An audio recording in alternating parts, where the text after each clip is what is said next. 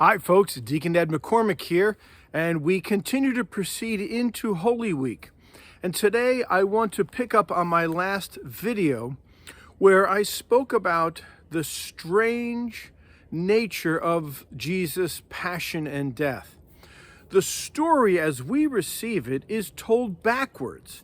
It's told after his resurrection, and the church looks backwards on those events in the light of the Holy Spirit, and the Holy Spirit shines a light on them and transforms how we see those events and what they mean. So they're not just a videotape recording, but they're a looking back on the events of the execution and torture and arrest of Jesus in the light of the resurrection and the Holy Spirit. And what they illuminate is world transforming.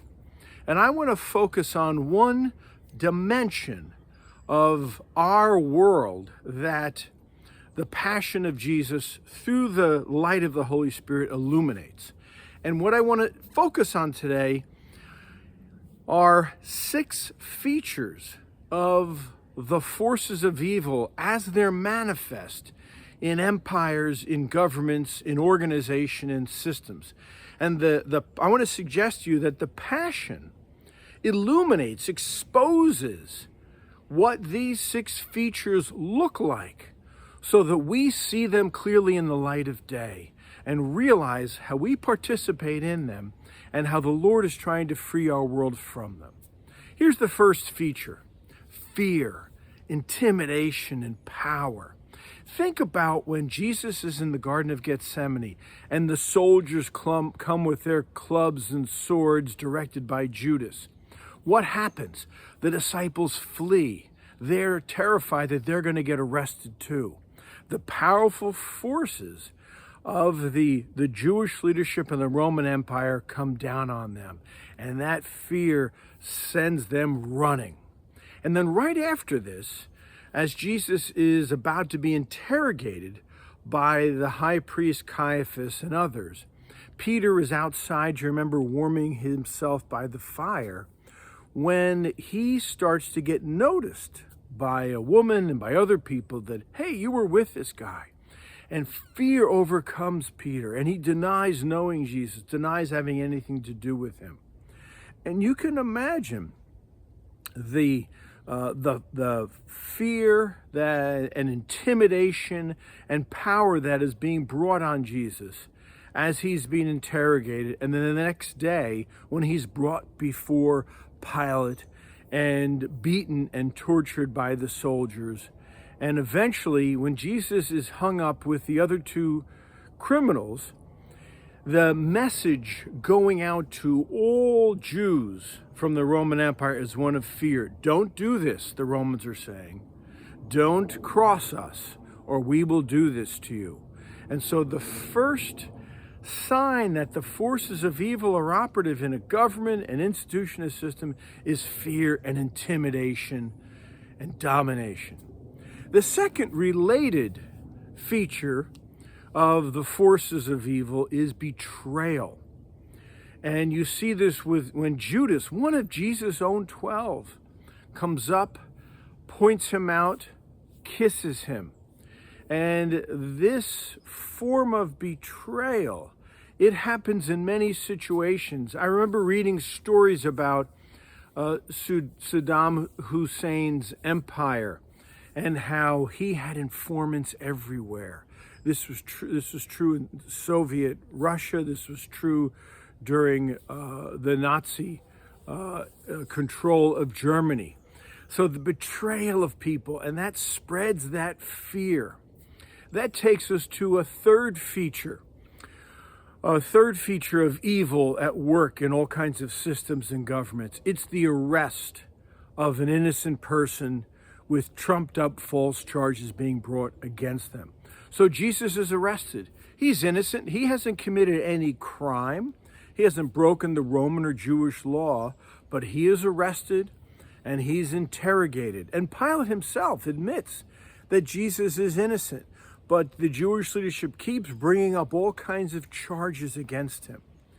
The forces of evil What the cross reveals is that the forces of evil are operative in governments when all kinds of innocent people are arrested, when people who have committed no crime are arrested, and often they're arrested and there's no due process. There are no charges brought. They're just thrown away and put in jails. We're witnessing this right now in our country, where people are being hauled off the streets. They've committed no crimes.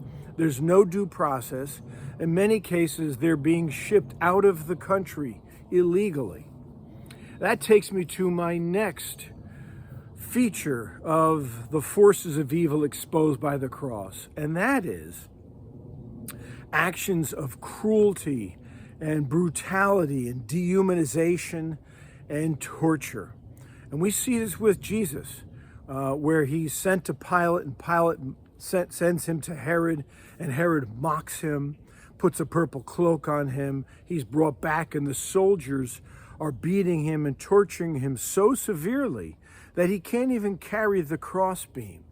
And then the very act of crucifixion, nails being driven into his hands and his ankles. He's stripped of his clothing. This is absolutely dehumanizing and humiliation. He's hanging naked in public, and for hours he's hanging there in pain until he dies. And governments and institutions and systems use all kinds of means of cruelty and dehumanization, mistreatment and torture all the time. And this is a key sign the Passion of Jesus tells us of when the forces of evil are at work. And then, of course, the next one is death. Death is the ultimate elimination of a person. It's the ultimate dehumanization. Often people that are arrested and tortured and killed, they're voiceless, they're faceless, they're nameless.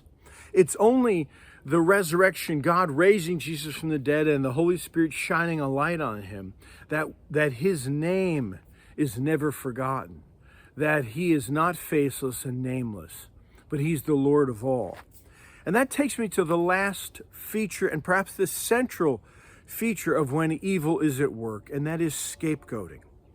Scapegoating involves this social dynamic where often groups that are in a rival with each other and have bitterness and hatred and resentment, and there have been terrible things done to one group or another, and suddenly these rivals join hands and turn against one group or one person.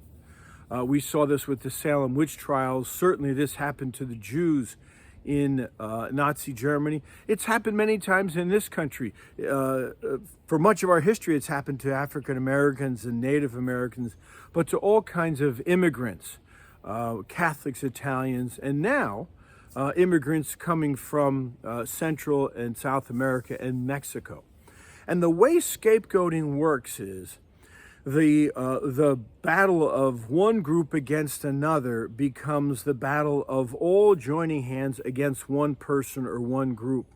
And all of the hostility and resentment and hatred that's going on between these groups gets thrown onto this one person.